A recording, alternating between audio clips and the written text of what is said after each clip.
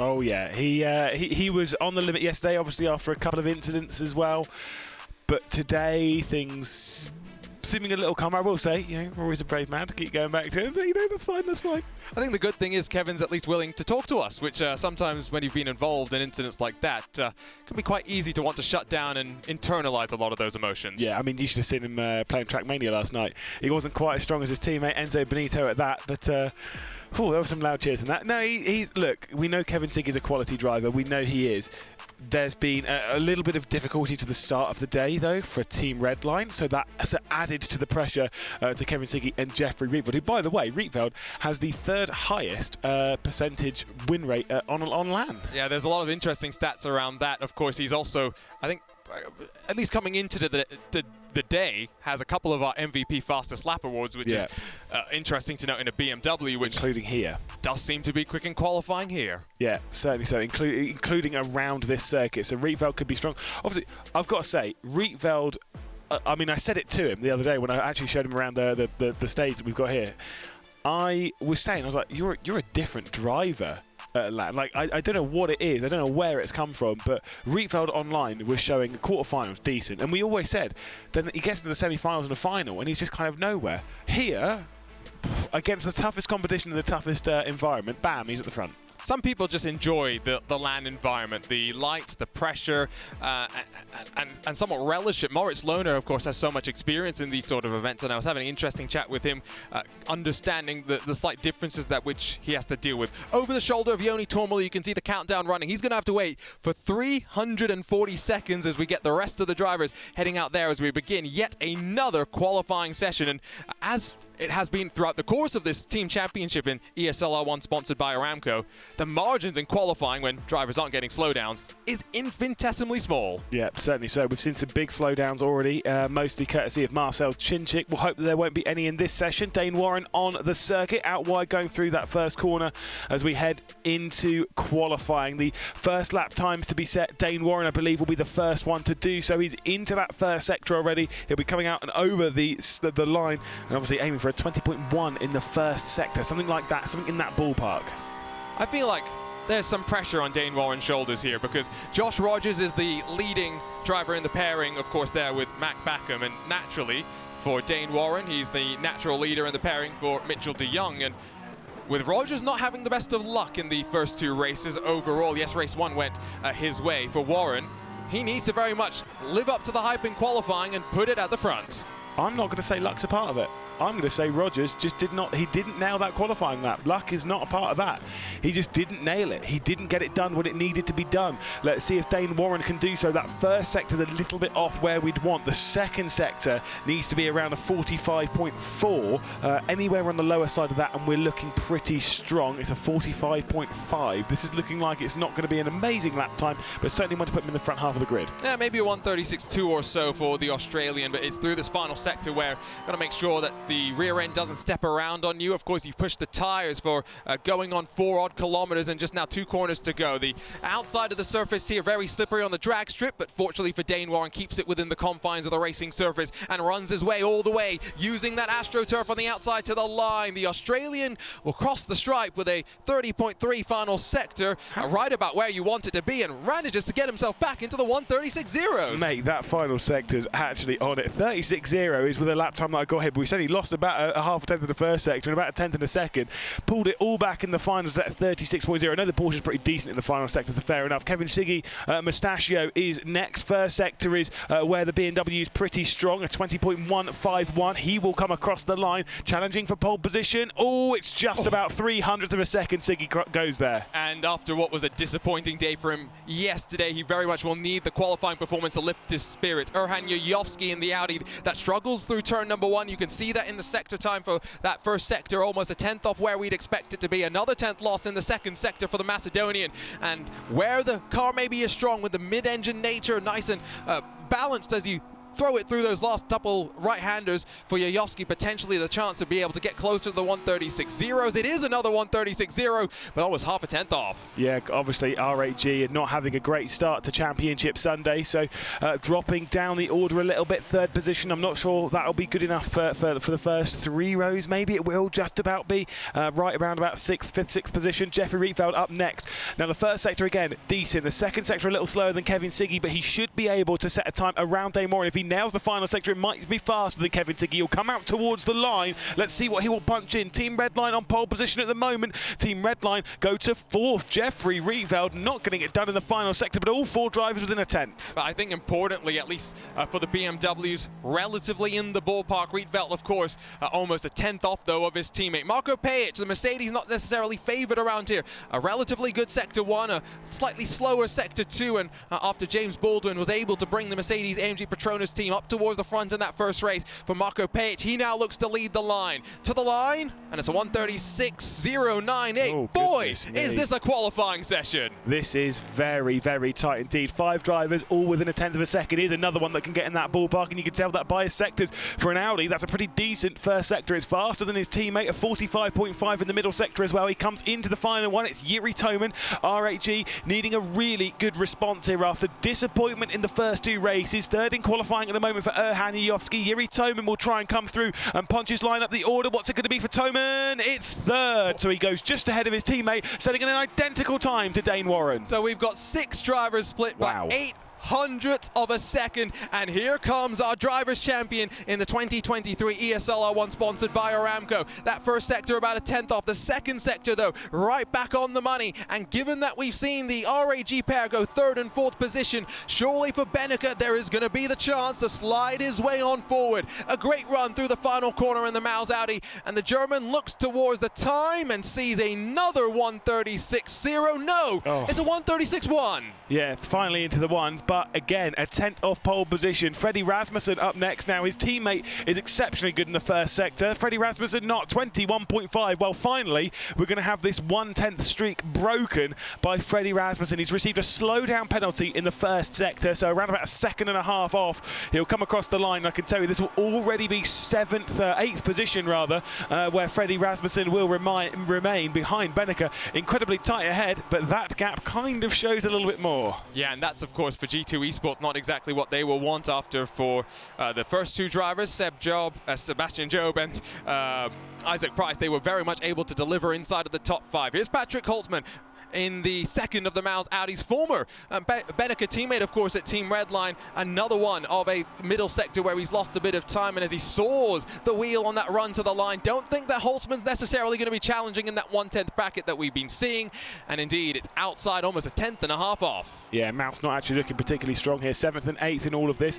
Few drivers that can challenge in there. Mitchell de Jong losing a little bit in the first sector. Again, I've said before about the Porsche being decent in the final. Dane Warren's qualified in 2nd position, just ahead of Yuri Toman, but Mitchell de Jong could put an end to that, potentially could get himself inside the sort of top 5. I think this is definitely going to be within a 10th of a second. Mitchell de Jong will come through the final corner unless he's bodged the final sector. He'll be in that mark as well. He certainly is 4th position, meaning that 8 drivers presently are within 1/10 of a second. And that is crucial for Porsche Coanda Esports, for de Jong to be able to back up the performance of Warren. They're on the outside row right now and lined up in bumper-to-bumper fashion. Graham Carroll and then Joni Tormala, 2 final drivers to complete our session in qualifying. Graham Carroll had a torrid run yesterday, and I think just wants to be able to contribute to the cause. Sector times maybe not looking where they want to be. Face not that impressed either, and the time's going to be a 136.3, the slowest of the representative laps. At the moment, G2 Esports in the final 2 positions, though. Joni Tormala's normally good in the first sector. That's actually a little bit slow for Joni Tormala. I've seen him set a 20.09 in the first sector. I think he's set the fastest first sector I've ever seen around the Hockenheim ring. This one not so great though. 20.2 in the first sector, 45.6 in the middle. That is not looking ideal, and when you're a couple of tenths off here, you're going to be right down towards the back. It could be 10th place for him. He'll cross the line. And it's 11th. G2 Esports, no, it does move up into 10th at the end there. For G2 Esports, though, 10th and 12th, our points leaders. Well, we thought we had a bit of a shake-up after the first 2 races of this championship Sunday, but it's been shaken up once again. Kevin Siggy is going to be the one that grabs the ALJ fastest qualifying lap here at the Hockenheim Ring. And, of course, for Team Redline, they need these points after what was a difficult first 2 races, trying to close that margin to G2, who really struggled in the qualifying. Let's run you down through the grid where Freddie Rasmussen, the only driver with a slowdown, will line up at the very back. He's got Graham Carroll for company, while Joni Tormula just in front of his G2 Esports teammate. Lots of work for the 2 of them to do. Patrick Holtzman just behind Max Benneker with the Maus Audis, not looking the quickest in qualifying. Jeffrey Rietveld, Marco Page, and then Erhan Yoyoski roll up towards 5th position. It's going to be Mitchell de Jong that lines up behind his teammate Dane Warren on the outside row, but for Yuri Toman lined up again bumper to bumper with his teammate. He's going to try and work with some draft as they all try and displace Kevin Siggy. Once again, the ALJ fastest qualifying lap here at the Hockenheim Ring. Mustachio on top. It just had to be. I said before, when I was having a couple of chats with various people here, when I was having a chat with various people behind the scenes, that it depends what Team Redline we get today. If they show their practice form that we saw back on Wednesday, Redline will be the team to beat. We hadn't seen that too much. They only really just got through yesterday, but if they click, if they find that form, that result in the previous race could be very important, and moving forward, that qualifying lap from Siggy could also be in the same kind of county. And what a qualifying session. 8 cars Incredible. within a 10th of a second. Yes, Kevin Siggy will take all the plaudits, but I think ultimately this is what we should expect today. The drivers have been building up to this. They've had 3 days of preparation, getting accustomed to the rigs, getting accustomed to the tracks, and after Kevin Siggy's rather disappointing Saturday, starts it on fire on Sunday. Yeah, a 10th of a second is an incredibly small period of time, so to have so many drivers within it, it shows once again the quality here in the ESL R1 series sponsored by Aramco. It's been impressive. We normally see this around the Hockenheim Ring. It is normally quite close around here. It's not, I would argue, it's the easiest track that we have here. Yes, because it's flat and boring. Because it's flat and boring. To be clear, it's not that the Hockenheim Ring isn't fun, it's just that it used to be, what, a 12-kilometer blast through the forest, and over the years we slowly cut parts of it away until, what, back in 2002, Herman Tilke landed on the design that we have come to know since then, looking from up above, though, as the drivers get ready to go. It is boring, though. It is. Oh, it is very boring. I'm not... It's not the worst track, but no, it's up there. G2 though, so that qualifying session, 10th and 12th for G2 Esports. We just saw over their shoulder. When it comes to them, when it comes to the points, well, obviously points leader Sebi has done a lot of work. He's done a good job. You know, I saw that even before I said it, I saw the smirk. He's done a good one, but realistically speaking, it comes down. It's a team championship at the end of the day. You need all 4 to deliver. Isaac Price was able to back up Sebastian Job, and now it comes down to the other 2 from the back, Joni Tormula as well as Freddie Rasmussen, with it all to do. The drivers lining up on the grid, getting ready for those lights, and as they begin to build, they get their cars dialed in, ready to rumble for race 3 on Championship Sunday. The engines roar once again, and as the lights go out, it's the Kevin Siggy BMW that will punch it in towards turn number 1. Almost immediately the top 6 single file, but it's the Maus Audis that look aggressive behind. And of course, for those 2 machines, for Benneker as well as Holtzman, they've got to start working their way forward. It's Redline versus Maus, a battle of former teammates. Yeah, I thought Mercedes of Porsche might have actually sent one down the inside, but you're absolutely right. Redline versus Maus in the mid-pack. You've also got a couple of movements and movers and shakers in the background. You've got Graham Carroll working up potentially 3 positions in the opening phase of the race. Obviously, just clearing. It's G2 Esports, by the way, 11th and 12th now. Joni Tormula has gone back a position as we look forward. There's a defensive line being taken from Maximilian Benneker. Jeffrey Rietveld trying to get on the attack as they head down toward the hairpin. He'll take to the outside. There could be contact here, though, almost between Marco Page and Maximilian Benneker. Don't think too many of these drivers too close to thresholds for penalties, but keep that in mind that you don't want to be running up to the risk of a qualification ban heading into these next couple of races as teams make their way closest to finalist mode. Once again, it's still Rietveld on the inside, and now Benneker finally will get that job done, up into 7th spot, and as they swoop their way into the final sector of the lap, it's with Siggy leading from Warren, Toman and de Jong. Yeah, super close between this lot, but of course, this is the opening phase of the race. Kevin Siggy's had a good translation from the race start, but Dane Warren and Mitchell de Jong, the Porsche Commander, who also have not had a particularly great start to the day, let's not forget, will be on the attack. There is Yuri Toman, 3rd position as well. Speaking of teams has had a bad start. I was curious to see, I don't know if you noticed with the gloves of Yuri Tobin, obviously everyone's driving with certain things, certain comforts, certain oddities. I don't know if they're all fingerless, but certainly the index finger does not have the end of the glove. I wonder why. That's usually for those people that can't get off their mobile phones, isn't it?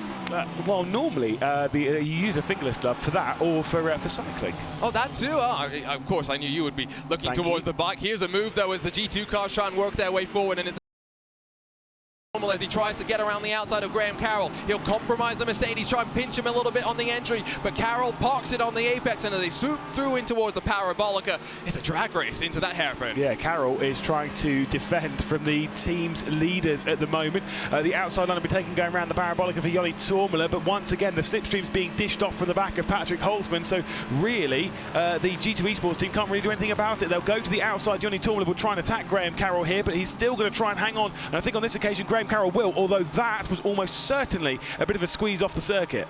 You can look at the drivers from the Spider Cam inside the arena. Of course, all of the teammates paired up next to each other, their team manager watching on from above. Freddie Rasmussen watches on as you can see still in front, the Mercedes trying to look around the outside, and now potentially swooping on through goes the BMW. Some contact between the two, and are we going to see three wide? Yeah, certainly so. Of course, Freddie Rasmussen and Graham Carroll not that long ago were teammates, of course, at Red Bull Racing, the Red Bull Racing Oracle Esports team, and so really, Graham Carroll is trying to fight his old teammate. Joni Tormula will look to the inside. Freddie Rasmussen remains in 12th. He's obviously not going to fight his teammate here, but at the moment our points leaders scoring a whopping 1 point from this race. 11th scores 1, 12th scores nothing. That's drama. And look at the gap. Look at the gap that Graham Carroll's got as well. I can't believe what I'm seeing. I mean, oh no, I say I can't believe what I'm seeing. I think I said about this that the driver swaps when we change from grouping to grouping every 2 races.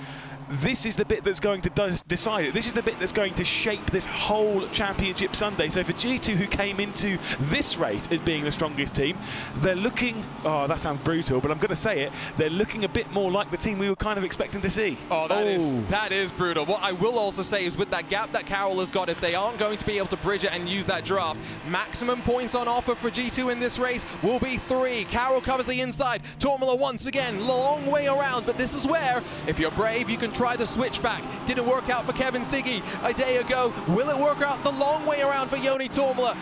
Space given between the two of them, and now the drive into the Mercedes-Benz arena. Surely Carroll, with the power and the grunts, going to hold on. Excellent defensive driving from Graham Carroll right now. The outside line being taken through the fast kick, the inside line being taken from Joni Tormula. There might be a little bit of contact between a pair of them. G2 Esports going around the outside as they depart the Mercedes arena section, but Graham Carroll is doing a sensational job to hang on to 2 points in 10th position at the moment. The trophy that might well be slipping from G2 Esports' hand, but look at this send down the inside. Joni Tormula at Mobile 1. If you're wondering why we are so focused on this, it's because the points leaders in the team championship are being held back by Graham Carroll. The Scotsman putting up a sterling defense right now, and Tormula can do nothing but continue to watch and wait. Siggy from Warren, from Toman, from De Jong, still the front 4 continuing to break away, and as it runs right now, I believe advantage goes the way of Redline in the points. Yeah, I mean, this is big for Redline right now. Of course, Rietveld only in 8th position. He'll be very disappointed with this, but Kevin Siggy is twirling that mustache at the front of the field. Just 3/10 clear, though, of Dane Warren, who finds himself 6/10 clear of Yuri Toman. The fight at the rear end of the field between Graham Carroll and the 2 G2 Esports drivers is absolutely fantastic. He's putting on a great defence.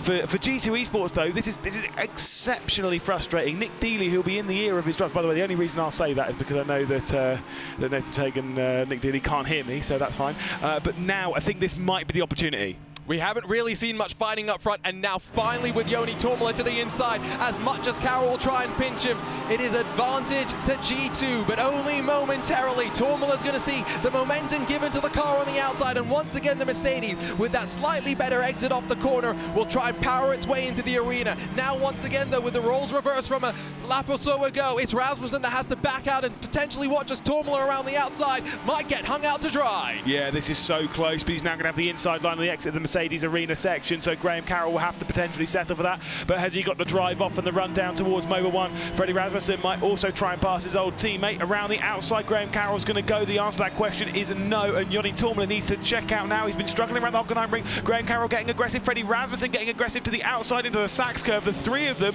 remain in their positions as they head in. Yoni Tormler in 10th now, Graham Carroll in 11th, and Freddie Rasmussen in 12th. Yoni Tormler and Freddie Rasmussen, between the two of them, have a cumulative 3 penalty points. They've been relatively tidy so far over the course of the 3 previous days. Will make their lives a whole lot easier with which to battle. Graham Carroll, by the way, has 0 penalty points. There are plenty of drivers that have stayed out of the attention of Race Control's books. Yeah, Graham Carroll has not had a great weekend here though, and it might well get a little bit worse. He might be dropped down to 12th position. A little bit of a bit of oversteer potentially. There was even a little bit of contact as well between himself and Freddie Rasmussen at the first corner. Freddie Rasmussen will dive it down the inside, now around the outside as they head onto the Parabolica. And of course, you know what Yoni Tormler is going to do here. The very second that he sees Freddie Rasmussen pull out of the slipstream, surely he goes out and gives slipstream, but he's still giving it to his teammate, to Graham Carroll. It's a relatively narrow hole with which he's working with right now, so I don't think he's not giving draft to his teammate, but Freddie Rasmussen going to send it up the inside, and I think Graham Carroll realizes discretion the better part of valor. He held on for a long time, and he's compromised the G2 cars. Here's the challenge, though, for Dane Warren, trying to get to the point of the field. Still half distance left to go in this race, and around the outside through the Mercedes-Benz Arena, Dane Warren steals the lead away from Kevin Siggy. Yeah, and this is what Dane Warren needs to do today. Joshua Rogers needs assistance. He can't win the team's championship by himself. The point structure just doesn't have it. You need to keep assisting with the team. All 4 drivers must perform if they're to be victorious here on Championship Sunday, and Dane Warren, they're exactly doing that. Up to 1st position, but you've got to say, give a shout out to Mitchell de Jong, 4th position at the moment, right behind Yuri Toman, potentially attacking for an extra little bit of that. This could be big for Porsche Coanda moving forward. And I think the important point is with Mac Backup struggling in those first 2 races, Mitchell de Jong, as the second Porsche Coanda driver in this pairing, is able to back up Warren across the line, half distance, completing this 3rd race of Championship Sunday. Phrasing it like that makes it so exciting. It's almost like it's a Super Bowl or something. We certainly are in that kind of category. It's been a difficult 4 days for every single driver, every team member, all of us as well watching all of this. It has been a nail-biter all the way through. I just can't wait to see how this is going to unfold. But right now, just 3 races in, I cannot pick a single team that I think is going to win this. This is what makes this so exciting. So as the points provisionally run right now, it's Redline in the first place, Porsche Coanda in second, and who knows behind. RAG finally starting to get some points onto the board out of those first 2 races. Just 10 points accumulated for a team that I think many picked as the favorites coming into the day. Given that Dane Warren's been able to get past Kevin Siggy, though, one thing that we start to talk about as we reach lap 6, lap 7, tyre management. Yeah, certainly. So around here, of course, you do lean on the rears, particularly around like this sort of section when you go through the Mercedes Arena section and then departing it, you lean very heavily on the right, very heavily on the left, and then once you go into this section, Mobile 1, into the Sachs curve, into that final chicane, into the really tricky double right-hander at the end of it, you lean on the car so heavily, you overheat the tyres so much. If you're not careful, you'll be a sitting duck. And the problem is the major traction zone in Sector 1 coming out of Turn 2 leads you all the way around the Parabolica. You're flat from that point once you get down into the hairpin. That plus slipstream equals you will probably be dropping a position if you're not careful. It's 1.25 kilometers out of Turn 2 into the braking zone of the hairpin, so it's a pretty lengthy run, all things considered. We're going to dive through Turn 1 once again. You can see Dane Warren has already built 0.6 of a second buffer, and that's exactly what he will want to see. Off in towards Turn 2, go straight and you follow the old track. You land at the Jim Clark Memorial, but we land onto the brakes hard as you can, down into first gear and in towards the crucial 1.2 kilometer run in towards that braking zone. Not close enough for Siggy, but watch behind for de Jong, who is getting a little bit closer to Yuri Toman. Yeah, I do also wonder, by the way, if Siggy's a driver that can sometimes get a little bit in his own head, especially when it comes to a driver's championship. But in this kind of scenario where you have to be selfless, where it's not about going for the race victory, it's about taking points home.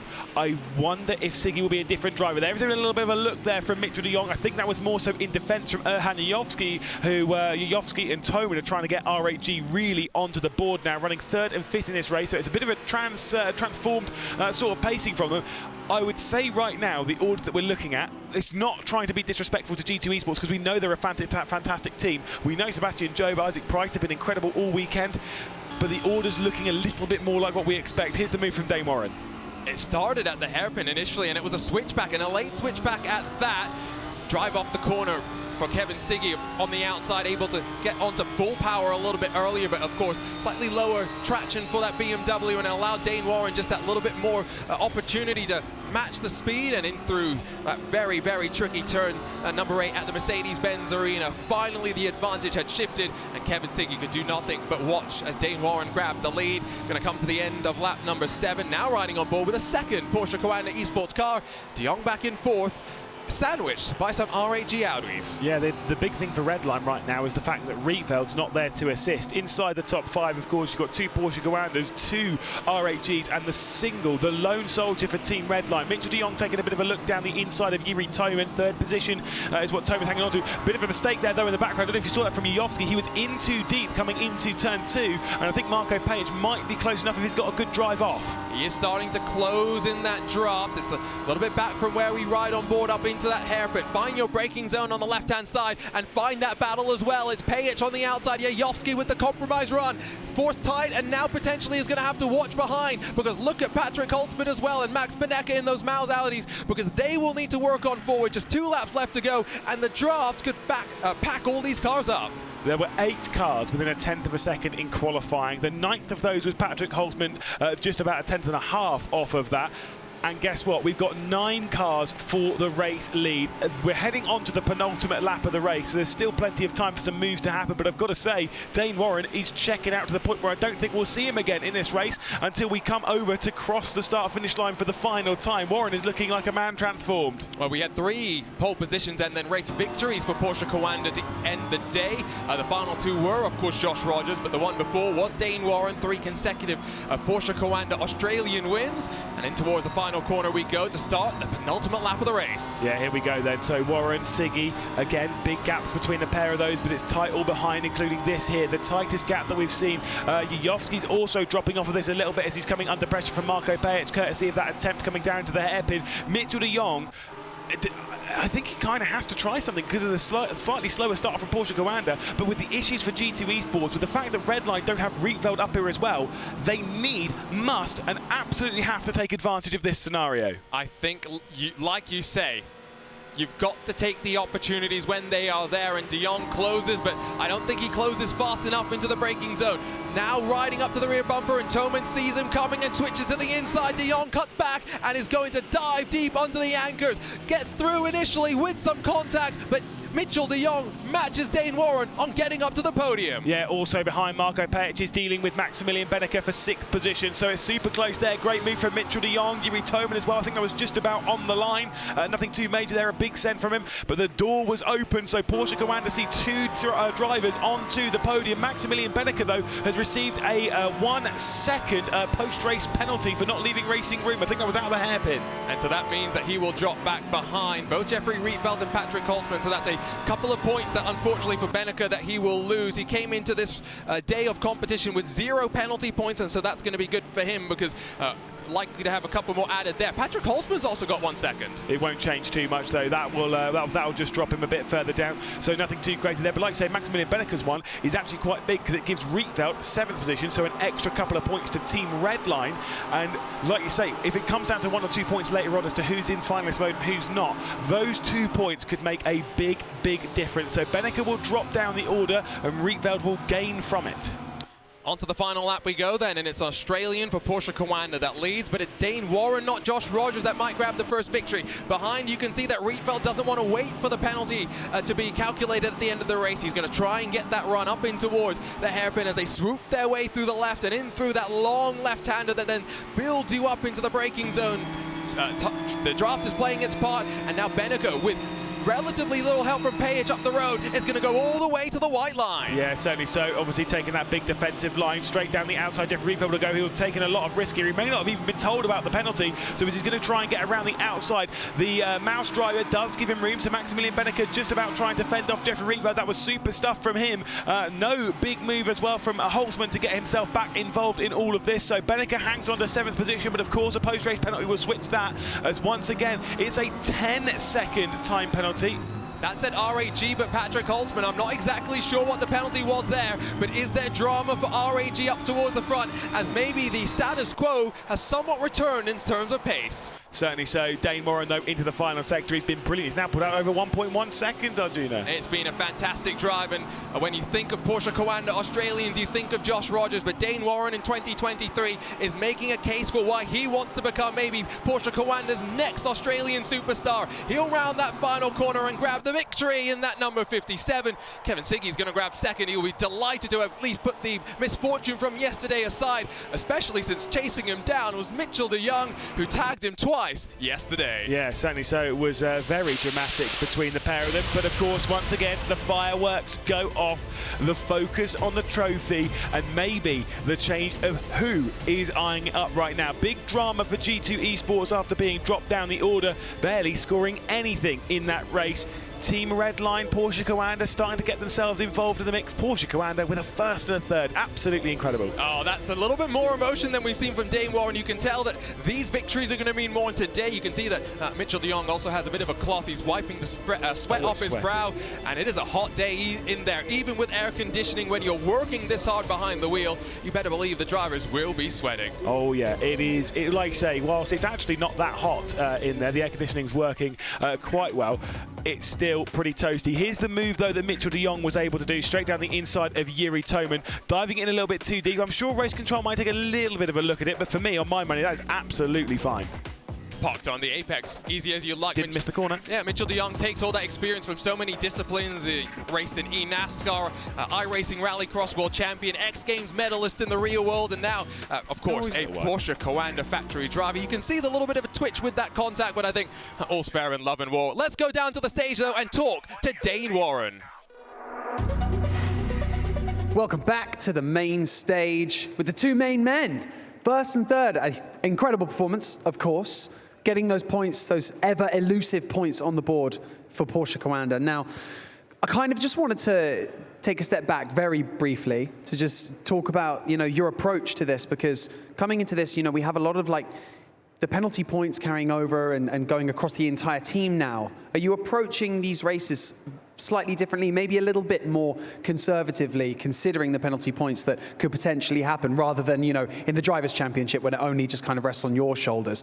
Dane, let's start with you, mate. I think so, for sure. I think you can see when people are battling, I think there's a little bit more caution being taken just to make sure you don't run someone wide or, just get caught in a position where you're just screwing someone's race, basically. So, definitely that's being taken into consideration. But, yeah, I think everyone's just going to this doing what they can and, getting as many points for the team as possible. Mitchell, are you enjoying the team element of this as well, right? Racing alongside each other. Do you find it a bit more exhilarating? Yeah, absolutely. I think yesterday really set the precedent. I really enjoyed the format. You're kind of involved in the whole, event the whole day. And yeah, I think this is really cool. And now it really matters. So hopefully we can deliver some more good performances and hopefully end on top. فعلا سألنا عن المتسابق الأول دين إن قلنا بحكم وجود خلينا نقول بعض المخالفات بعض الأشياء بعض الأخطاء حتى برضو ممكن تصير، هل بتأثر عليكم في السباق أو بشكل عام وحتى برضو على أدائكم؟ شفنا البعض ممكن يأخذ مجرى مختلف، ممكن عادي يصير يهمه ممكن ينطلق وبس، ما يهمه يرتكب الأخطاء كثيرة بحكم إنه آخر يوم، فقام قال لا أكيد نعمل له حساب لأن صحيح إن فيها حسم برضو من الأوقات اللي مسموحة له، فكلها يعملوا له حساب حتى برضو ما يبغون يضيعون لها في كثير. فسألنا حتى برضو دي يونغ عن كيف مشاركته حتى برضو معنا الحين هنا كلهم حققوا المركز الأول والثالث في هذا السباق من فريق واحد، حققوا نقاط مرة كثيرة، فأكيد إنهم سعيدين وفخورين جدا في هذا الفوز العظيم اللي صار في هذا السباق. Dane, you managed to snag the lead about halfway through that race, which was great, and then you managed to pull away even better. So I'm just thinking of congratulating you and just being like, you know what, mate, a job well done. Going into the next race, what are we thinking? Are we thinking keep the aggression on, or what am I even saying? Are you going to? Am I basically asking you if you're going to try and win the next race? Sure. Yeah, why not? Why not? With that, I've got nothing left to say to these guys. What an incredible performance from both of them. We're going to send it back to the desk so they can continue everything before race number 4. فعلا زي ما شفنا قبل شوي سالنا هل تدخلون السباق الجاي وراح تفوزون فيه؟ كم قال اكيد، بس يعني شوي كانت الثقه يمكن مو مره، لكن لازم تكون ثقه اعلى من كذا. لكن الحين اعزائي المشاهدين خلينا ننتقل مره ثانيه الاستوديو، نتكلم تفاصيل هذا السباق ونرجع لكم في اللي بعده. Having said that, I have one more thing to add. With that race, you guys have managed to snag the lead. Porsche Coanda are now in the lead going into the next race. Congratulations. Fist bump, fist bump. Now let's go back to the studio. We had 3 fist bump. Anyway، لكن الحين اعزائي المشاهدين خلينا ننتقل مره ثانيه على الاستوديو بعد اللخبطه اللي صارت